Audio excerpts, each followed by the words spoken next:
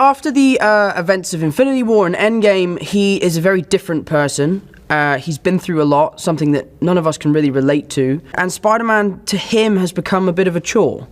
You know, he decides to sort of hang up the suit and go on holiday and enjoy his time with his friends and just be a young adult and be someone who's enjoying their life and learning who they are and finding out where they belong in the world.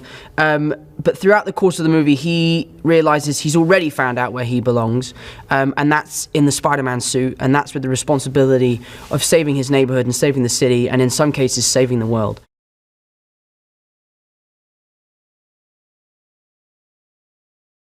I think he did a great job with that in Homecoming, with it being a lighthearted film, with it being a funny film, but without sacrificing the emotion or the drama that superhero films warrant, you know? And I think this film does that in a stronger way, because it's funnier than the first one, but the stakes are higher and it's more emotional, so it's bigger and better in every way possible.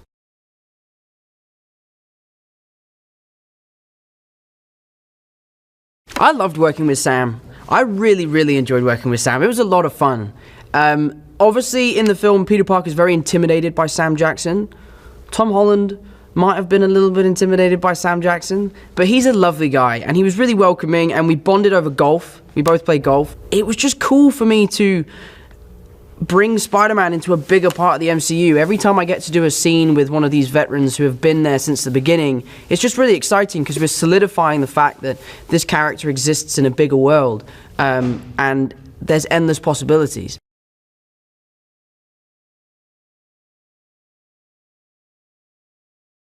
Happy Hogan is one of my favorite characters from the MCU, and when I found out that he'd be coming back for Spider-Man Far From Home, I was just over the moon because I love the energy he brings to the films. And everyone says Robert is the godfather of the MCU, but Favreau is like, he's the mastermind. Him and Kevin, they made the first movie and the second movie, so I loved picking his brains about that. But Happy Hogan in this film sort of has a little bit of a thing with Aunt May, which Peter isn't too sure about, but he's not mad about it either because he really likes Happy.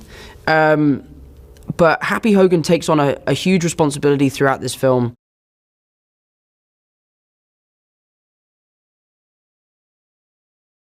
Jacob was fantastic in the first one, but he had gone away after making Spider-Man Homecoming and made a few new films, and when he came onto set for Spider-Man Far From Home, he meant business. He was so good, and when we finished the first scene with him, everyone was blown away by how great he was, and he improvised for 2 minutes straight, and all of it was great. Because you often find when people improvise that you're like, oh, come on, mate, this is really rubbish. You're just wasting film now. And Jacob filled a clip of just gold, and I hope all of it makes the film because it was so funny, and I was in stitches behind the camera.